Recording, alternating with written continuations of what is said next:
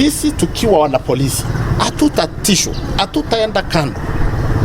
Tuko na jukumu la kulinda maisha, kuhakikisha mali inachungwa, aidha mali ya mtu mdogo, mali ya mtu mkubwa.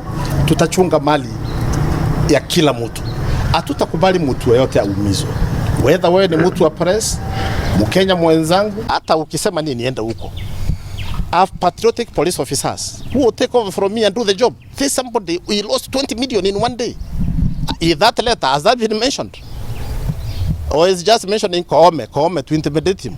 That will not happen. I will not be intimidated. Waandika barua tu. Na sijui kwa nini mara ya kwanza alianza na mumeru mwenzangu anaitwa Mudhaura. Akasema aende huko. Ameenda kwa Koome. Sijui Wameru wamefanyia nini? Sasa imeanza kuwa ni mambo ya ukabila. Wameru wanarengwa, wanasiasa wafanye siasa. Mimi si mwanasiasa, sifahamu siasa. I'm a policeman na jukumu langu naelewa vizuri. Yeyote atajaribu kuharibu mali, yeyote atajaribu kutishia maisha ya Mkenya mwenzake, hapo nitakuja hapo na nitatumia vifaa zote ambazo nimepewa na Wakenya. Si kununua mimi mwenyewe hivi vifaa. Wakenya ndio wamenunulia mimi hivi vifaa, tiagas, bunduki. Ni Wakenya wamenunulia, ndio niwalinde.